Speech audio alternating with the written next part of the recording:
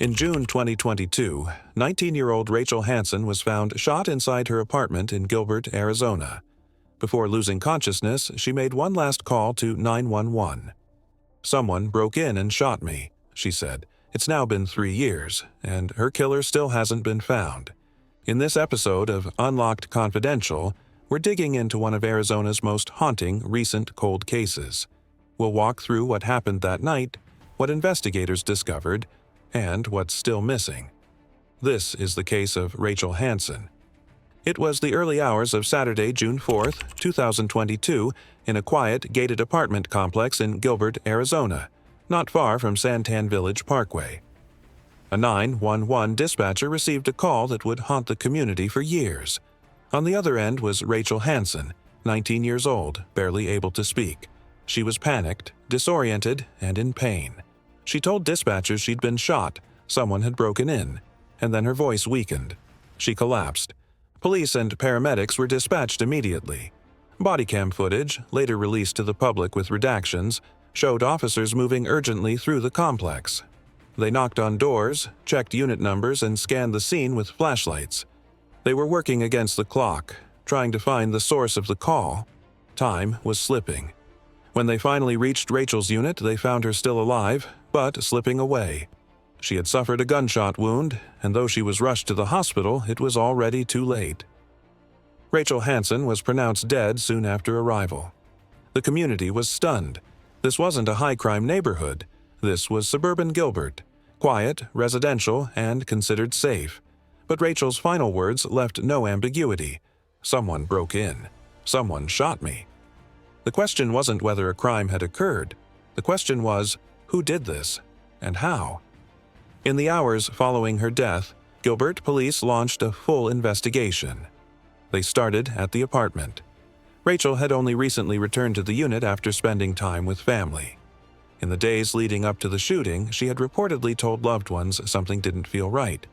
She believed someone had been inside her apartment without her knowledge. There were subtle but unsettling signs. Food items were discovered in the kitchen, items she hadn't bought. A drawer that was normally closed was left open. It wasn't enough to prove anything had happened, but to Rachel, something felt off. Then came the most disturbing claim. According to her mother, Rachel had confided that she'd once woken up to find a stranger in her bedroom, a man she couldn't identify. He was standing there, silently.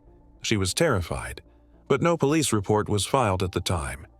When detectives examined the apartment after the murder, there were no signs of forced entry, no broken locks, no shattered glass. The unit was locked from the outside. This led investigators to consider two possibilities. Either the killer had a key, or they entered quietly while Rachel slept. Her phone and laptop were recovered. Both were examined. No threats, no stalkers, no suspicious messages, no activity pointing to someone who wanted her harmed.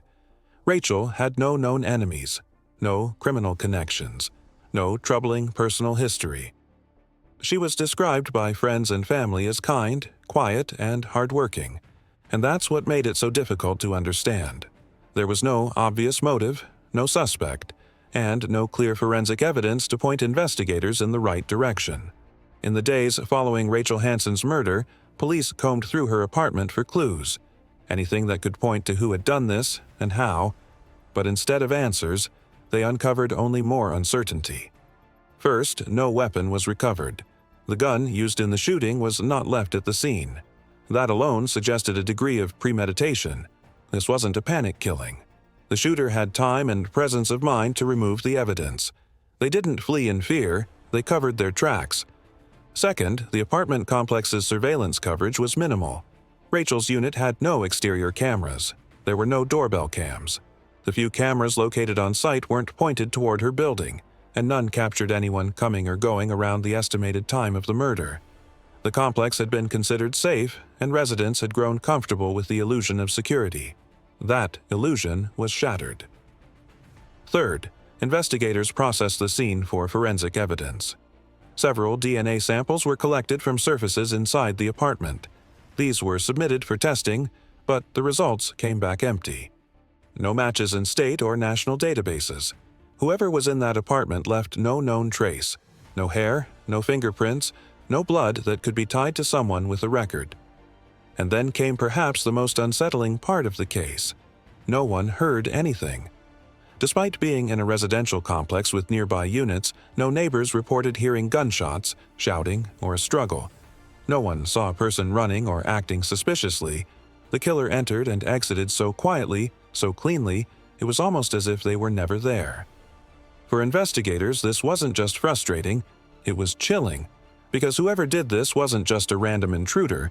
They were calculated, efficient, invisible.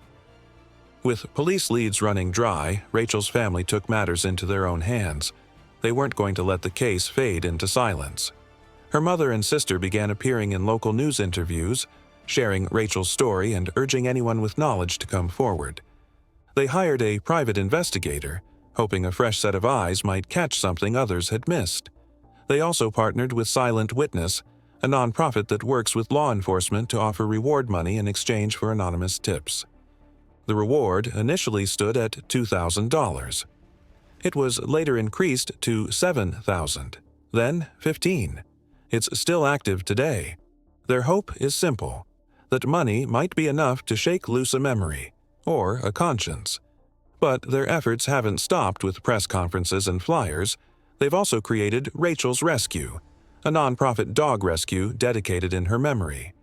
Rachel loved animals, especially dogs. Helping abandoned or at-risk animals has become their way of honoring her life and keeping her name in the public eye, not as a victim, but as a person who mattered. To this day, Rachel's family believes someone knows something. Maybe a friend, maybe a roommate, maybe someone who heard something they didn't fully understand at the time.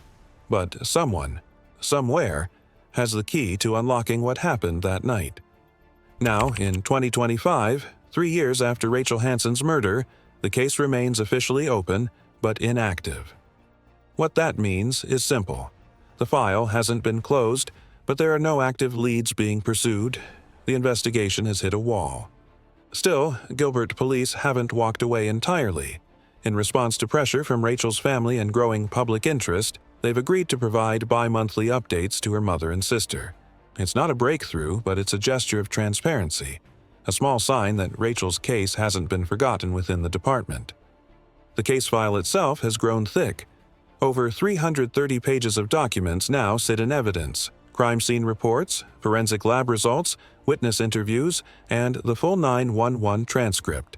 It's a file that investigators say they revisit regularly, especially when new technologies become available. But so far, there's been no match, no new evidence, no witness willing to speak, and no clear path forward. For the Hansen family, every month that passes is another reminder, not just of what happened, but of how little progress has been made.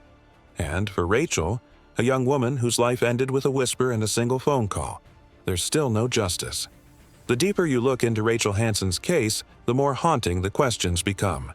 First, how did the killer get inside? There were no signs of forced entry, no broken locks. Did the killer have a key? Did Rachel let them in? Was it someone she knew, or someone she thought she could trust? Second, why was there no forensic evidence? No fingerprints, no hair, no DNA. Did the killer wear gloves? Did they wipe down surfaces? Or was this an execution so quick and clean that no trace was left behind? Third, had someone been watching her? Rachel had told family members she felt uneasy in the days leading up to her death. Someone had been in her apartment before. She'd even woken up to find a man standing in her bedroom. Did the killer return, knowing she'd be alone? Did they wait for the right moment? And finally, why hasn't anyone come forward? The reward is now $15,000. Silent Witness has made it clear tips can be anonymous. If this was a random act of violence, how has no one heard a whisper? And if it wasn't, if it was someone close, then why is that silence so complete? These are the questions that keep this case open, that keep Rachel's family fighting, that keep the rest of us wondering. How could someone vanish from life in their own home with no witnesses and still no answers? Rachel Hansen was a 19-year-old woman with a full life ahead of her. Her death was sudden, violent, and, in the end, nearly silent. No suspect, no motive. Just a single sentence left behind. Someone broke in and shot me. Her case deserves more attention, more eyes, more questions, and above all, answers. If you know anything, no matter how small, call Silent Witness at 480-WITNESS. The reward remains active. Thank you for watching Unlocked Confidential. Please like, share, and subscribe if you believe Rachel's story deserves justice, because someone out there knows what happened, and someone needs to speak.